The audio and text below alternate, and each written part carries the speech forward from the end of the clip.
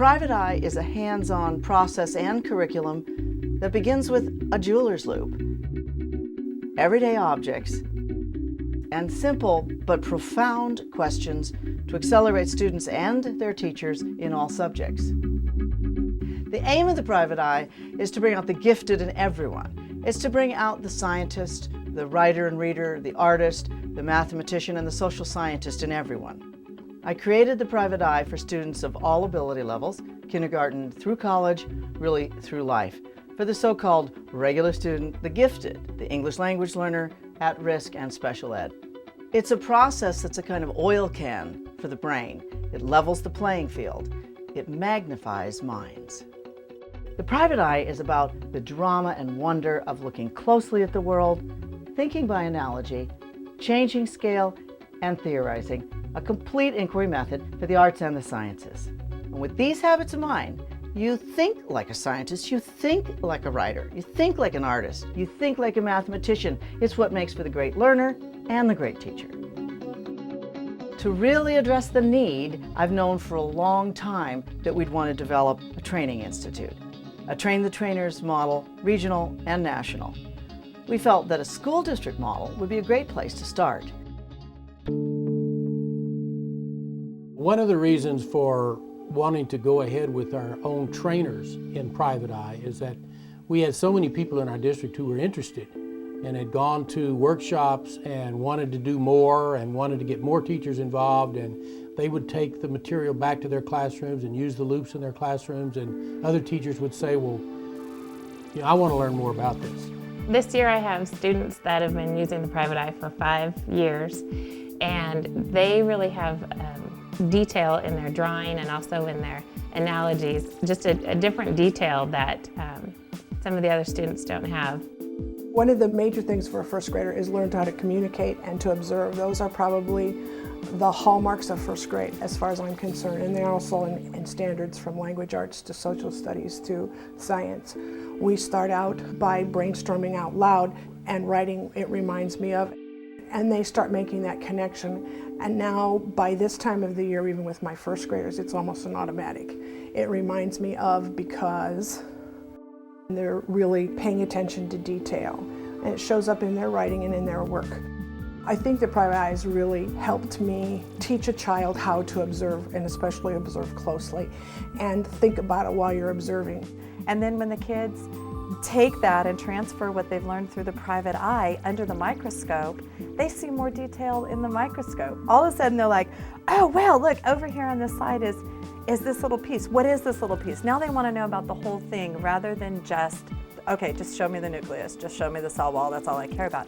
Now they're excited, they're turned on, and they want to move beyond where you're at. But at the same time, you're teaching them the thinking by analogy, the cross-curricular approach. You're drawing in the writing process, which you can't do science without writing. You can't do science without reading. So you're continuing what they were doing in language arts and math, and it blends right on into the science part of the day. It's teaching the kids to think. It's teaching them to make the connections. We're finding that they're doing it faster and easier. The learning is much more in depth, and it's bringing the content standards together. It's actually applying them into their everyday life.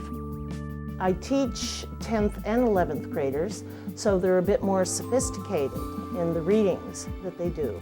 And so I started thinking, how could I incorporate this into my classroom? After they had done, say, looping the thumbprint, or looping a leaf, or looping a mollusk so that it looked like the planet, their writing improved incredibly. They are active, and they're actively learning. There's no standard for thinking, but if children are going to be successful in our world, we have to make them thinkers. So if you have a cadre of teachers that are trained in it, that are willing to step up and be trainers for their co-workers, then you've got a whole connection and ideas begin to flow. I did this. Oh, really? Well, I'm going to take that, tweak it a little bit, and it applies to my grade level. When I was invited to be a private eye trainer, I felt it was a very high honor because it is a nationwide program and it's highly recognized. The teachers buy into it. It's something that they can do in their classrooms, and more than anything, it's something that's useful. It builds skills beyond just the curriculum that you're working with. It builds skills all the way into life skills. And I think the teachers see that and they get excited about it and they leave pumped up. And then you get emails back 2 days later saying, I tried the private eye, you wouldn't believe how cool the kids thought it was, and they came up with ideas that I wouldn't even begin to. And then they begin to look at the curriculum a little bit different light.